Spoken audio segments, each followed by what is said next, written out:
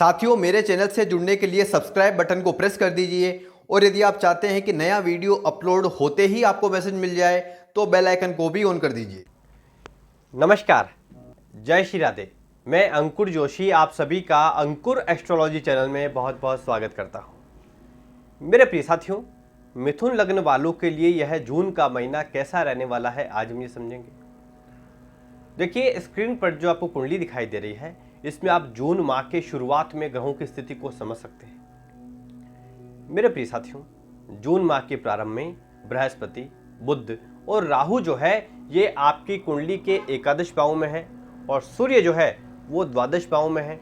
मंगल और शुक्र जो है यह द्वितीय भाव में है और केतु जो है पंचम भाव में और शनि नवम भाव में है। इसके अलावा इस जून माह में कौन कौन से ग्रह जो है कब कब राशि परिवर्तन कर रहे हैं, यह भी आप स्क्रीन पर देख सकते हैं।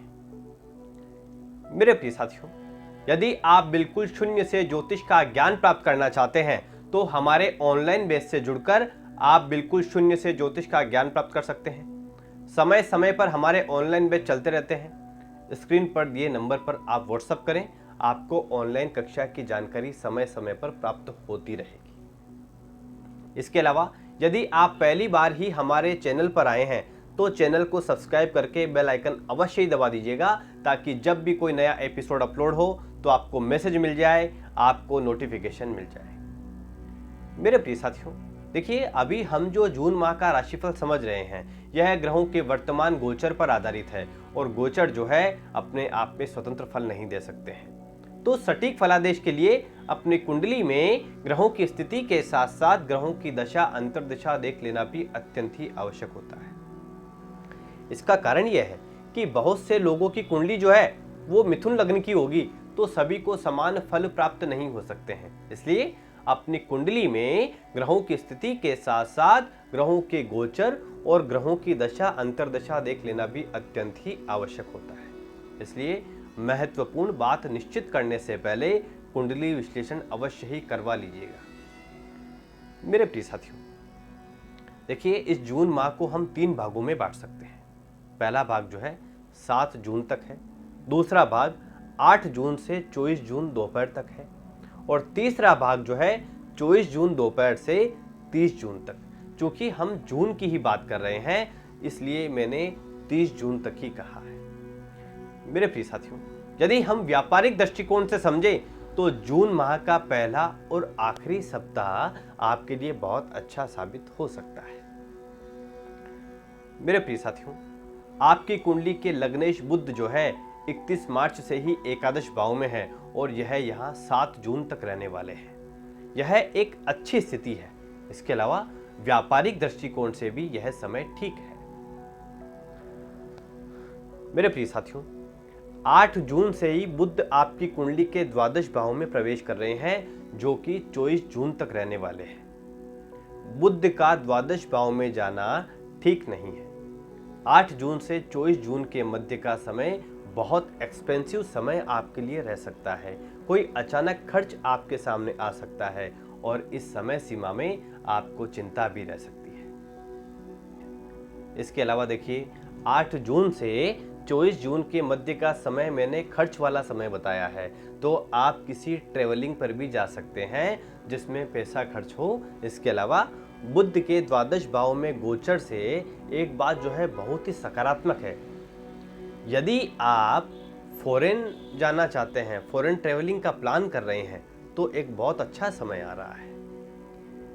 मेरे प्रिय साथियों, बुध के द्वादश भाव में जाने पर आप कुछ ऐसा कह सकते हैं कि वह झगड़े का कारण बन सकता है, यानी आप बोलने से फंस सकते हैं। इसलिए बोलने का ख्याल रखिए। इसके बाद देखिए, 24 जून दोपहर को बुध जो है द्वादश भाव से निकलकर लग्न भाव में प्रवेश करेंगे और यह यहाँ जो है अपनी ही राशि में होंगे, जिससे बद्र नामक पंच महापुरुष राजयोग का निर्माण हो रहा है। मेरे प्रिय साथियों, यदि आप व्यापार करते हैं तो 25 जून से आपका दिमाग एक अलग ही लेवल पर काम करेगा।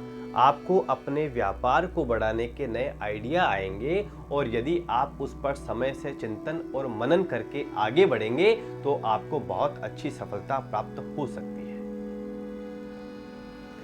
मेरे प्रिय साथियों, इस जून माह में एक बात का विशेष ख्याल रखें कि जहां भी आप जॉब करते हैं वहां किसी भी प्रकार के वाद विवाद में ना पड़ें। जहां भी आप अभी जॉब कर रहे हैं वहां इस जून माह में आपके पीठ पीछे साजिश हो सकती है, तो सावधान रहें। इसके अलावा देखिए, आपके दोस्त भी आपके शत्रु बन सकते हैं, तो इस मामले में थोड़ा सा संयम रखें, गुस्सा ना करें और अपने स्व विवेक से ही काम लें।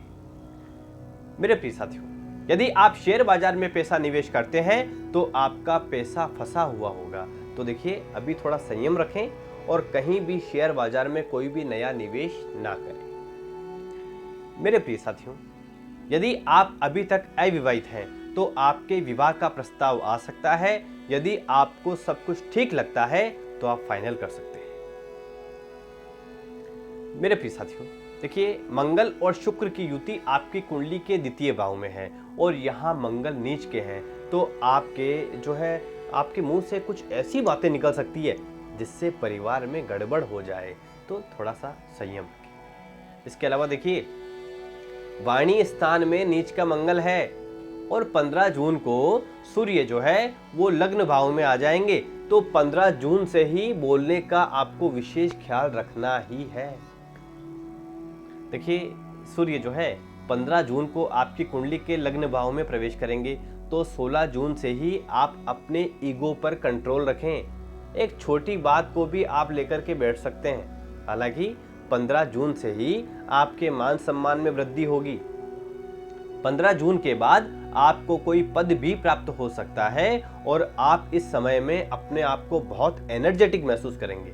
आप में कुछ ऐसा करने की हिम्मत आ सकती है जिसका विचार आप पिछले काफी समय से कर रहे हैं।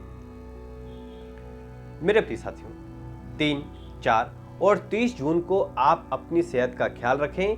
इन 3 दिनों में आपको चिंता भी रह सकती है और छोटी मोटी शारीरिक समस्या आपको परेशान कर सकती है। इसके अलावा 7 और 8 जून को भी आप विशेष सावधानी रखें। इन 2 दिनों में भी आपको कोई समस्या अचानक से आपके सामने आ सकती है, आपको चिंता रह सकती है। इसके अलावा इन 2 दिनों में भी आप वाहन चलाने का देखिए विशेष ख्याल रखें। ये 2 दिन बहुत महत्वपूर्ण है।